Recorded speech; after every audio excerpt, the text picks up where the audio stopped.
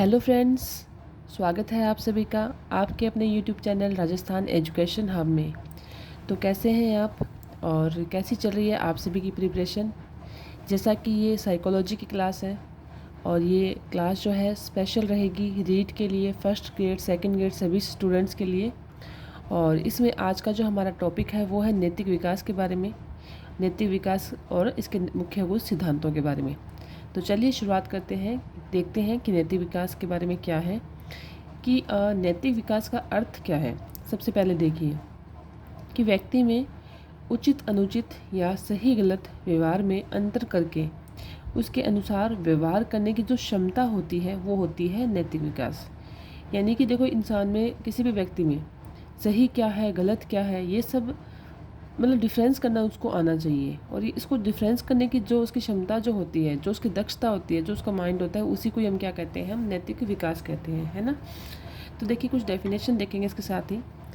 Baron महोदय ने 2001 में कहा था कि नैतिक विकास से तात्पर्य बढ़ती उम्र के साथ विभिन्न क्रियाओं के सही या गलत होने के बारे में सोचने की क्षमता में जो परिवर्तन होता है उससे है। और जेन डेन ने कहा था कि नैतिक विकास से तात्पर्य उन प्रक्रियाओं से होता है जिसके सहारे बच्चे उन नियमों को सीखते हैं जो उन्हें दिए गए व्यवहार को सही तथा दूसरों को गलत मूल्यांकन करने में सहायता प्रदान करता है तथा इन नियमों के आलोक में अपनी क्रियाओं को निर्देशित करता है। तो ये दो डेफिनेशन है जो आपने ध्यान रखनी है। पहली डेफिनेशन में था ये कि भी बढ़ती उम्र के साथ विभिन्न क्रियाओं में सही गलत होने का जो हमें एक समझ आ जाती है वही नैतिक विकास होती है।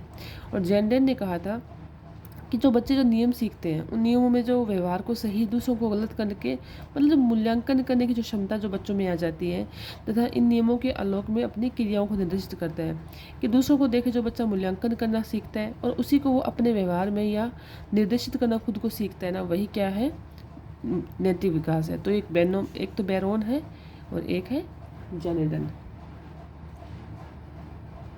तो अब देखिए नैतिक विकास की विमाएँ। अब देखिए इसमें कुछ तत्व बताए गए हैं, कंपोनेंट्स क्या क्या है नैतिक विकास के।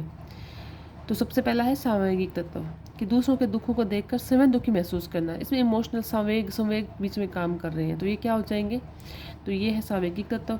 दूसरा है व्यवहात्मक क्रिया। ये है कि बच्चों द्वारा किए गए व्यवहार का परिणाम ही बच्चों को नैतिक नियम सिखाने की प्रेरणा देता है, वह यहाँ पे व्यवहार हो जाएगा। तो पहले में सामयिक काम करे थे इसलिए सामयिक तत्व थे। दूसरा यहाँ पे बच्चा व्यवहार को देख नैतिकता सीखता है। तीसरा आ जाता है यहाँ पे संज्ञानात्मक तत्व, यानी कि जिन बच्चों में सामाजिक बोध या समझ विकसित होती है वह सही या गलत व्यवहार के बारे में अधिक स्पष्ट व उपयुक्त निर्णय लेते हैं। इस तत्व पर नैतिक विकास के संज्ञानात्मक विकास सिद्धांत द्वारा ही अधिक बल डाला गया। मतलब सबसे इंपॉर्टेंट ये है संज्ञानात्मक तत्व कि जिन बच्चों में सामाजिक बोध या समझ विकसित होती है वह सही या गलत व्यवहार के बारे में अधिक स्पष्ट व उपयुक्त निर्णय लेते हैं। कि जो बच्चा जो सामाजिक रूप से अधिक समझदार होता है वही सही या गलत का निर्णय ले सकता है, अच्छे तरीके से निर्णय ले सकता है। तो ये कहलाता है संज्ञानात्मक तत्व यानी कि कॉग्निटिव कंपोनेंट्स। और इसका समर्थक कौन कौन थे, तो इसके समर्थक थे पियाजे, कोहलबर्ग, कैरोल और गिलगिन। तो ये आपने ध्यान रखना है। अब देखिए यहाँ पे एक मुख्य सिद्धांत आता है जीन पियाजे के बारे में। जीन पियाजे बहुत ही फेमस एक मनोवैज्ञानिक है। इन्होंने भी नैतिक विकास के संबंध में अपना एक सिद्धांत दिया था। एक इनका स्टेटमेंट आता है कि बच्चे दुनिया के बारे में अपनी समझ विकसित कर लेते हैं, ठीक है।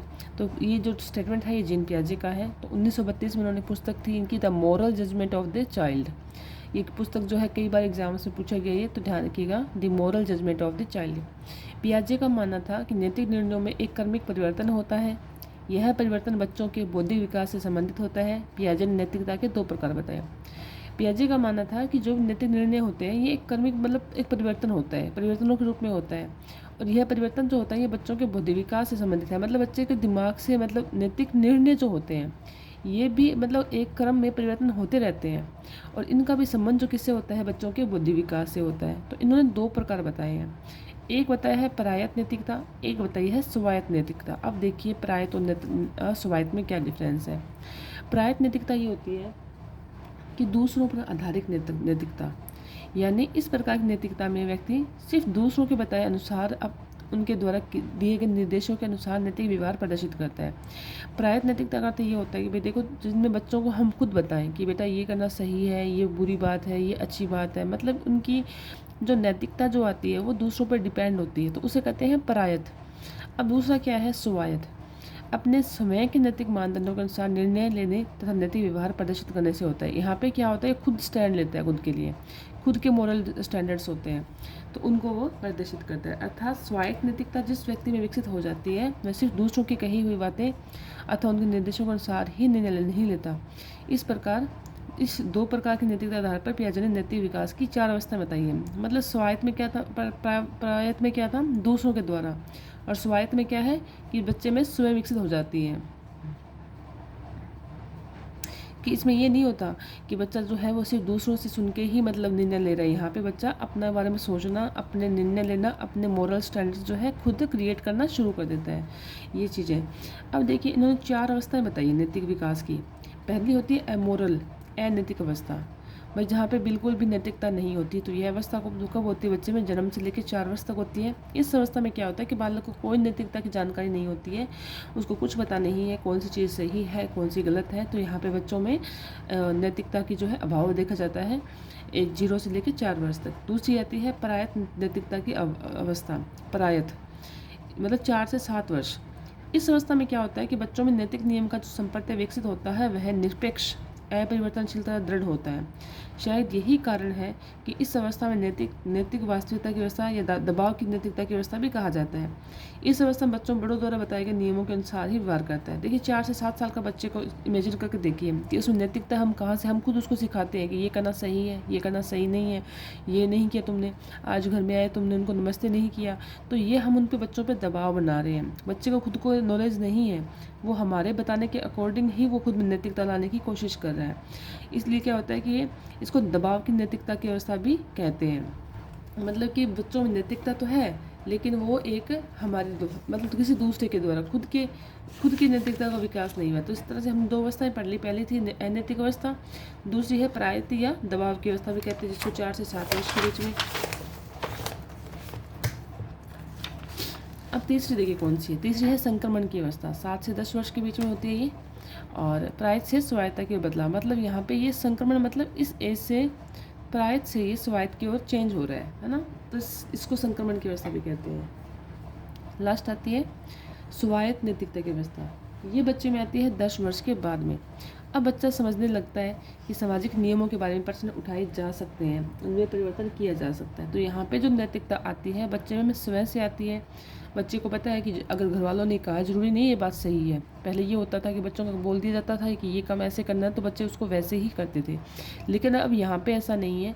यहाँ पर बच्चों को पता है कि अगर ऐसा कुछ होता है तो वो यहाँ पे सवाल कर सकते हैं, पूछ सकते हैं कि नहीं ऐसा क्यों उनके माइंड में आता है, तो उनके परिवर्तन जो है उनमें संभव है। अब नैतिक अवस्था को एक बार फटाफट दोबारा रिवीजन करने के लिए देख लिए। पहली थी अमोरल अनैतिक अवस्था, दूसरी थी प्रायत नैतिकता, तीसरी थी संक्रमण की अवस्था, चौथी थी स्वायत्त नैतिकता की अवस्था। अमोरल अनैतिक अवस्था जो थी ये थी 0 से 4 वर्ष, ये थी प्रायत थी 4 से 7, और संक्रमण की अवस्था 7 से 10, और स्वायत्त नैतिकता की 10 वर्ष। अमोरल नैतिकता जो होती है इसमें नैतिकता होती नहीं है। प्रायत में नैतिकता होती तो है लेकिन दूसरों के कहने के अकॉर्डिंग। और संक्रमण की अवस्था होती है यहाँ से, इसको कहते हैं प्रायत्ता से स्वायत्ता की ओर बदलाव। और स्वायत्त नैतिकता की अवस्था होती है सामाजिक नियमों के बारे में प्रश्न खड़े करना, ये है। तो ठीक है, तो आज की इस क्लास में हमने जीन पियाजे का नैतिकता की अवस्था का सिद्धांत के बारे में अध्ययन किया। और नेक्स्ट क्लास जो हमारी रहेगी उसमें हम पढ़ेंगे कोहलबर्ग का नैतिक विकास का सिद्धांत। तो यदि आपको क्लास अच्छी लगी है तो प्लीज़ लाइक शेयर सब्सक्राइब ज़रूर कर दीजिए। मिलते हैं नेक्स्ट वीडियो में। Thank you. जय हिंद, जय भारत।